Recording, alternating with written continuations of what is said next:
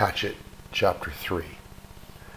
Going to die, Brian thought. Going to die, gonna die, gonna die. His whole brain screamed it in the sudden silence. Gonna die. He wiped his mouth with the back of his arm and held the nose down.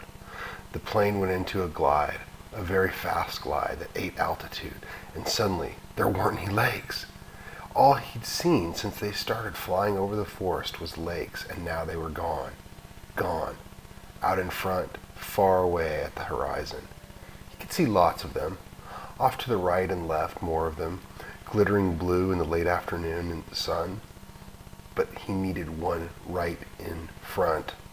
He desperately needed a lake right in front of the plane, and all he saw through the windshield were trees, green death trees.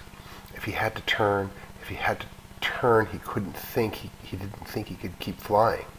His stomach tightened into a series of rolling knots, and his breath came in short bursts.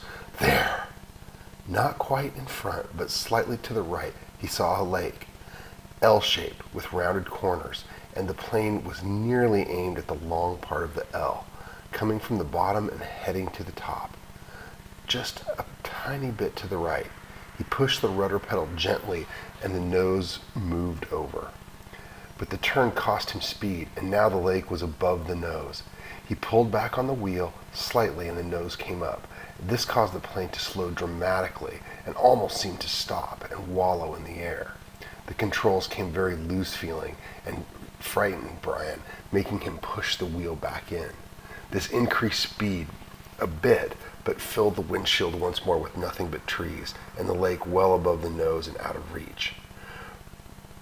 For a space of 3 or 4 seconds, things seemed to hang, almost to stop. The plane was flying, but slowly, so slowly. It would never reach the lake. Brian looked out to the side and saw the small pond. At the edge of the pond, some large animal. He thought a moose standing out in the water, all so still looking, so stopped. The pond, the moose, the trees, as he slid over them now, only 300 or 400 feet off the ground, all like a picture. Then everything happened at once.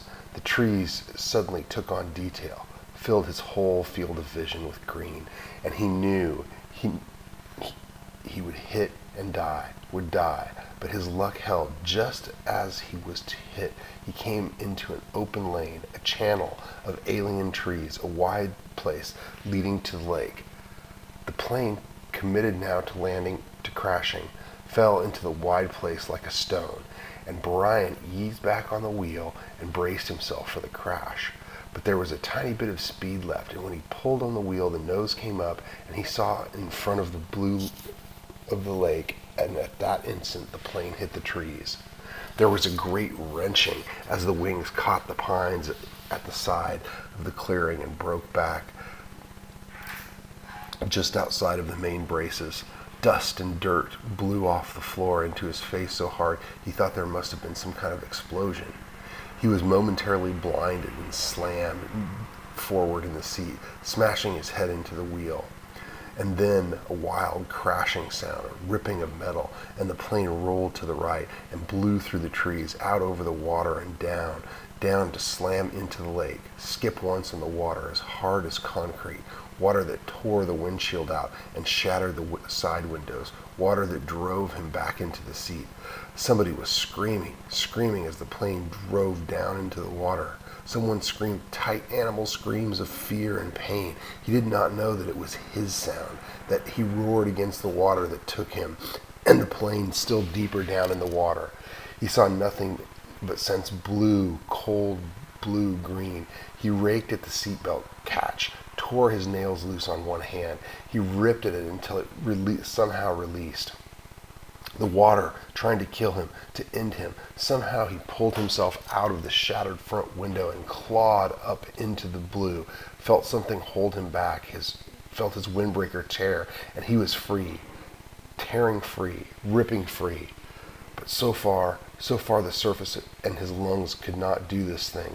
They could not hold and were through, and he sucked water, took a great pull of water that would finally take him, and his head broke into light, and he vomited and swam, pulling without knowing what he was doing, without knowing anything, pulling his hands, caught at weeds and muck, pulling and screaming until his hands had caught at last in the grass and brush, and he felt his chest on land, felt his face in coarse blades of grass, and he stopped.